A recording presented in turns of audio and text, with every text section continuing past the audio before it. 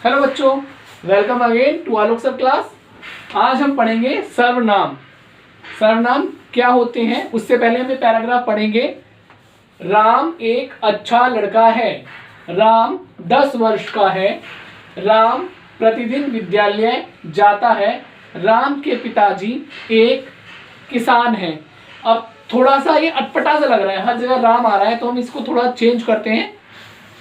अब इस पैराग्राफ को हम दोबारा पढ़ेंगे। राम एक अच्छा लड़का है, वह 10 वर्ष का है, वह प्रतिदिन विद्यालय जाता है, उसके पिताजी एक किसान हैं। तो ये आपको अच्छा लग रहा होगा। और ये जो ये शब्द हमने यूज किए हैं, जिन शब्दों का प्रयोग किया गया है, उसे हम सर्वनाम कहते हैं। तो आते हैं सर्वनाम की परिभाषा पर। जो शब्द संज्ञा के स्थान पर प्रयोग किए जाते हैं उन्हें सर्वनाम कहते हैं।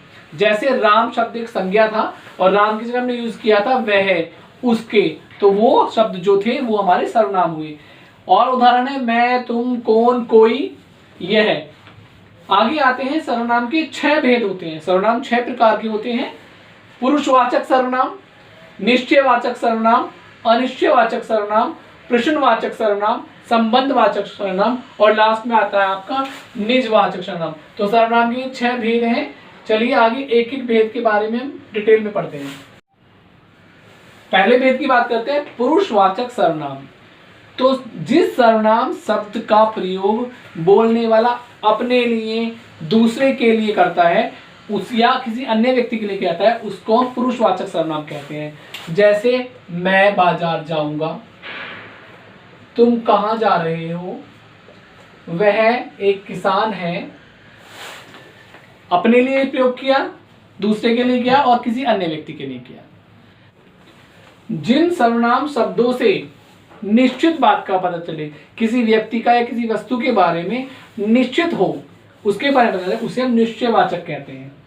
इसके उदाहरण है यह, वह, उसे, इस तरह के। जैसे कि यह मेरा घर है, तो निश्चय है कि यही मेरा घर है।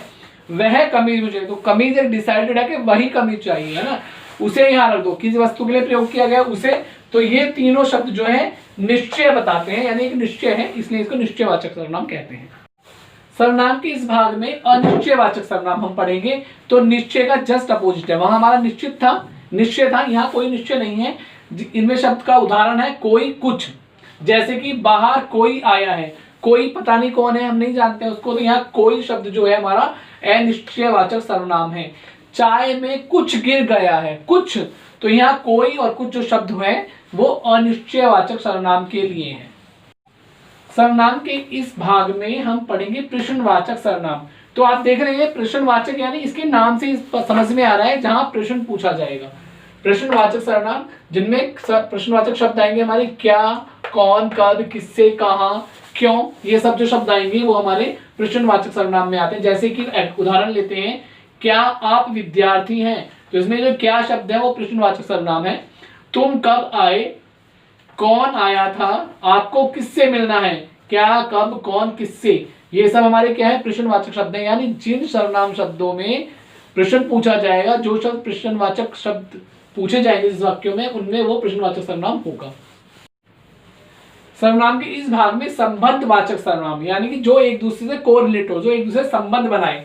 जैसे कि शब्द होते हैं जो, सो, जैसा, वैसा, जिसकी, उसकी। उदाहरण से समझते हैं, जैसा करोगे वैसा भरोगे। तो पहला जो शब्द है, पहले जो वाक्य है जैसा करोगे, उसको कोरिलेट किया, उसको संबंध बना दिया वैसा भरोगे। जिसकी लाठी उसकी भैंस, जो मेहनत करेगा सो सफल होगा। तो इसमें जैसा, वैसा, जिसकी, उसकी, जो, सो संबंधवाचक है, संबंध शो करते हैं, इसलिए ये संबंधवाचक सर्वनाम है। जो सर्वनाम शब्द अपने खुद के लिए प्रयोग किए जाते हैं उनको हम निजवाचक सर्वनाम कहते हैं। निज यानी अपना, जो हम खुद के लिए प्रयोग करते हैं तो उन्हें निजवाचक सर्वनाम कहते हैं। जैसे स्वयं, खुद, अपने आप आदि। उदाहरण से समझते हैं, अपना काम स्वयं करो, वह खुद चला जाएगा। मैं अपने आप बाजार से पुस्तक खरीद लूंगा। तो यहाँ पर स्वयं, खुद और अपने आप बाजार से पुस्तक खरीद लूंगा, ये क्या है, जो ब्लू से लिखे हुए, नीले से लिखे हैं, ये सब निजवाचक सर्वनाम हैं।